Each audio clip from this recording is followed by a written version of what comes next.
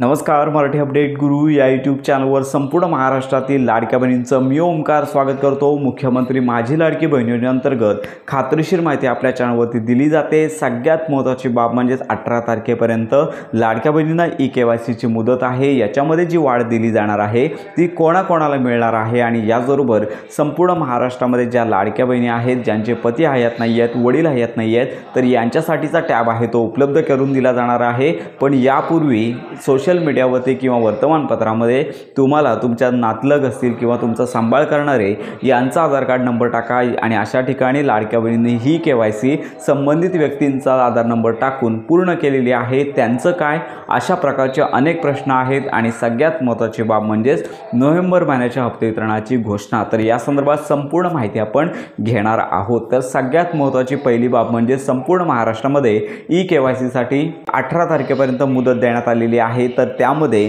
केवळ संपूर्ण महाराष्ट्रामध्ये मागील काही महिन्यांमध्ये पूरग्रस्त परिस्थिती निर्माण झाली, दुष्काळ पडला होता, तर मोठ्या प्रमाणावर पूर आला होता। तर अशा ठिकाणी असणाऱ्या लाडक्या बहिणींसाठीच ही सुविधा दिली जाण्याची माहिती मंत्री आदित्य तटकरे यांनी दिलेली आहे। काही ठराविकच जिल्हे आहेत ज्या ठिकाणी खूप पाऊस झाला, नद्यांना पूर आलेला आहे आणि त्या ठिकाणी दुष्काळग्रस्त परिस्थिती निर्माण झाली। अशाच ठिकाणीच्या ज्या लाडक्या बहिणी आहेत यांना KYC साठी मुदत दिली जाणार आहे।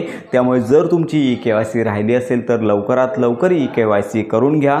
मुदतवाढ हो किंवा न हो तरी देखील ही KYC झाली पाहिजे। आणि याच्यामध्ये सगळ्यात महत्त्वाची बाब म्हणजे कालच मंत्री आदित्य तटकरे यांनी घोषणा केली की ज्यांचे पती हयात नाही आहेत, वडील हयात नाही आहेत, डिवोर्स झालेला असेल तर यांना निधनाचं म्हणजेच मृत्यू दाखला किंवा त्या संदर्भातली कागदपत्र अपलोड करावी लागणार आहेत आणि त्यांचा जो टॅब आहे, ऑप्शन जो आहे तो लवकरच येत्या काही दिवसांमध्ये पोर्टलवरती अपडेट झाल्याचं पाहायला मिळेल। तर अशा लाडक्या बहिणींना देखील मुदतवाढ मिळणार आहे, त्यांना देखील KYC करता येणार आहे। परंतु मागील काही दिवसांमध्ये सोशल मीडियावरती असे मेसेज होते की तुमचे नातलग असतील किंवा तुमचा मुलगा असेल, तुमचा सांभाळ करणारे जे व्यक्ती असतील यांचा आधार कार्ड नंबर टाका आणि KYC करून घ्या।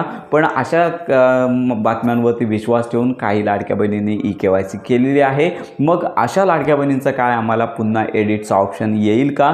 तर अनेक लाडक्या बहिणी विचारत आहेत। पण लक्षात घ्या, एकदा का KYC पोर्टलवरती KYC केली तर त्याच्यामध्ये एडिट करण्याचा काहीही ऑप्शन येत नाही। त्यामुळे तुमची KYC झाली असेल आता प्रतीक्षा करा। पुढील प्रोसेस जी काय आहे तर याच्यासाठी तुम्हाला प्रतीक्षा करायची आहे। जर कागदपत्र पडताळणीमध्ये जर पात्र झालात तर तुमचा जो लाभ आहे तो कंटिन्यू राहील आणि जर तुम्ही अपात्र राहिलात, डेटा मिसमॅच झाला तर मात्र तुम्हाला अपात्र करण्यात येऊ शकतं। तर या संदर्भात अजून ऑप्शनच आले नाही आहे की KYC मध्ये एडिट करता येईल का?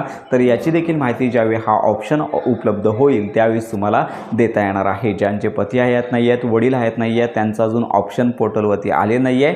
पुढील 2 ते 3 दिवसांमध्ये हा ऑप्शन येईल। ऑप्शन आल्यानंतर संपूर्ण माहिती पर व्हिडिओ आपल्या चॅनलवरती दिला जाणार आहे। नोव्हेंबर महिन्याच्या हप्ते वितरणासंदर्भात अजून घोषणा झाली नाही आहे। घोषणा होताच खात्रीशीर माहिती आपल्या चॅनलवरती दिली जाणार आहे। तर अशा प्रकारे मुख्यमंत्री माझी लाडकी बहीण योजनेसंदर्भात खात्रीशीर माहितीसाठी आपल्या मराठी अपडेट गुरु या यूट्यूब चॅनलच्या कनेक्टमध्ये राहा।